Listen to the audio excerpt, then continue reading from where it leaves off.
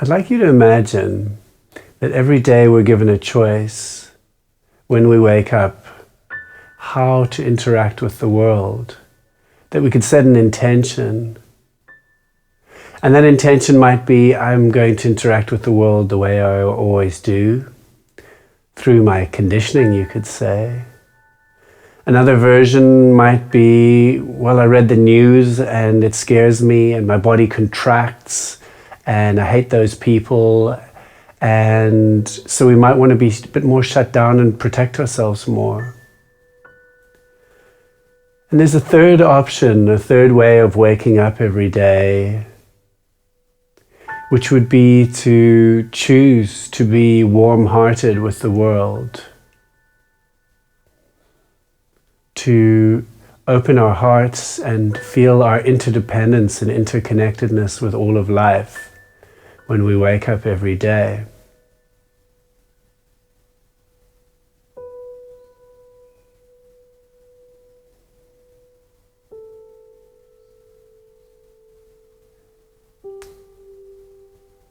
This last weekend I watched The Great 14th, the documentary with the 14th Dalai Lama. And a few of the things that he spoke about were so poignant. Amongst other things, it's just beautiful to see this life, his beautiful life, given over as one long act of service to the whole world, to the Tibetan people, but to the whole world. And he describes waking up and how every day is really both an act of service and a given to the world, but that he cultivates warm-heartedness as he describes it. I really like this. And many of the ancient mystical traditions speak of this. Oculus cordis, that's a little bit of fancy Latin for eyes of the heart, from mystical Christianity. And you'll find the same in Islam, so much spoken about of the heart. And the same within Buddhism, heart-mind.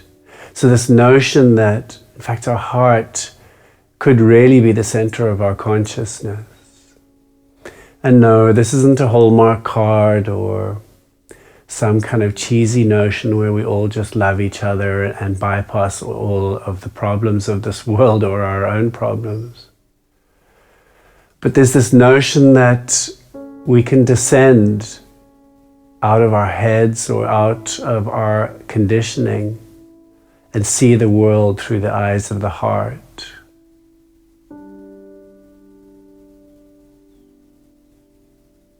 The contemporary spiritual teacher, Nirmala, beautifully describes how we become conditioned, really just by our culture and as children, by our parents and family.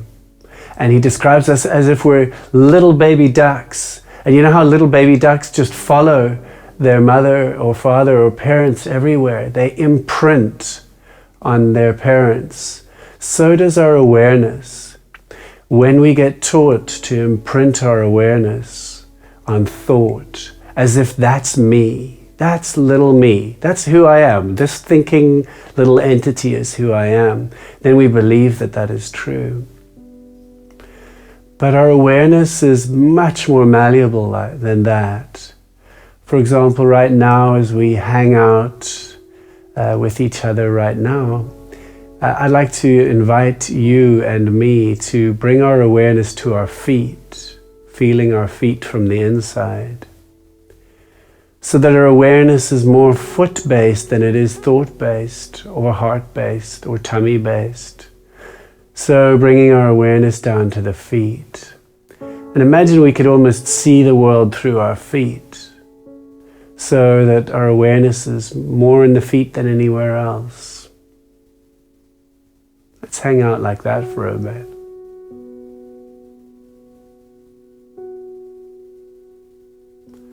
And so too, we could also gently shift our awareness towards our hearts, just intuitively moving the center of our awareness into the center of our chest. Now, this may or may not be easy for you to do at this time. Just try it out. See if you can drop or move your awareness into the center of your chest.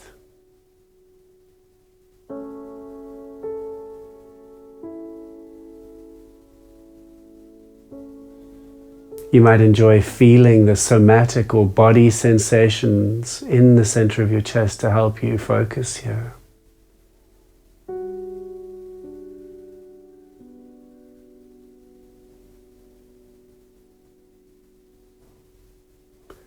And so we can hang out with and just play with this notion of being heart-centered.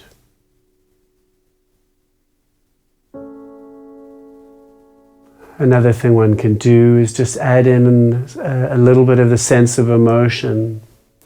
So bringing in just a sense of emotional connectedness, allowing in our emotional body also helps to open up here. So many roots in. Wonderful teacher Locke Kelly describes this as the 18-inch drop from here down to here, and has a whole bunch of roots for getting down there. And perhaps we can try one right now. So let's get in our heads, get a little theoretical for a second. Let's get back to that normal conditioned heady awareness that we spend every day, and just be there for a sec. Let's rationally interpret all of this, and let's get rational together. And just feel that as if that center of awareness is kind of behind our eyes, in our heads, where it normally is, or where we spend much of our lives. And let's take a deep breath together. So really allowing the center of our awareness to be behind our eyes and be completely comfortable with that. And as we do that, he uses this wonderful and curious term. We're going to unhook our awareness from thinking and from the mind. And really what that means is we're just going to kind of unclip it, if you like, and allowing it just to drop. So we allow our awareness to move, and right now the invitation is to move your awareness into the center of your chin. Feeling the chin from the inside, the sensations of the chin.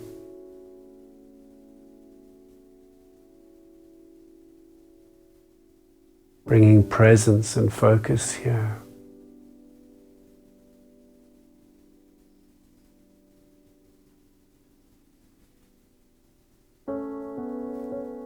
And allowing that to marinate for a bit. But also now inviting the awareness to drop down into the center of the throat. So feeling the throat from the inside.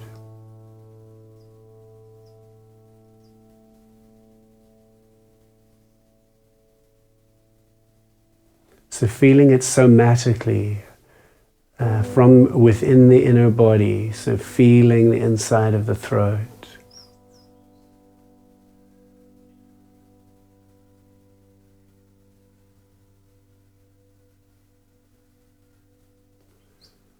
And then we can allow that to drop even further and drop deep down into our upper body, into the center of our chest.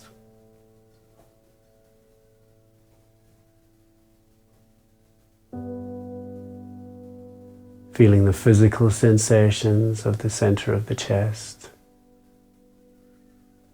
And allowing our awareness to be dropped there rather than looking down from our heads or from our minds or from our imaginations down at the chest, but feeling and being in the center of the chest.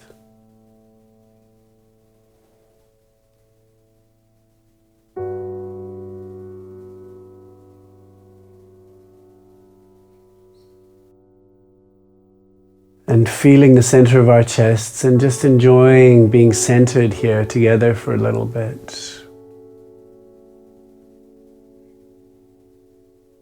Being in our hearts, but also feeling our interdependence with everything, our interconnection. me and you and all of us.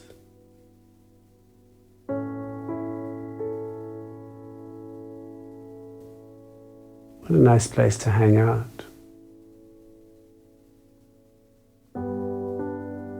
And maintaining your sense of connection to the heart.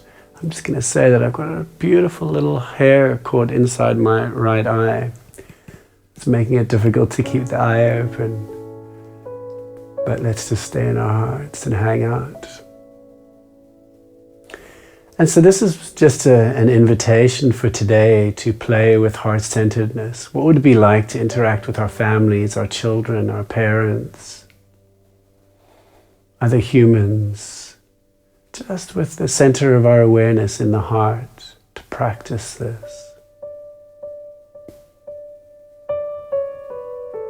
And maybe also ask the question, how can we be of service in the world today, and how can we help other people today? And as the Dalai Lama says, walk into each day with a warm heart.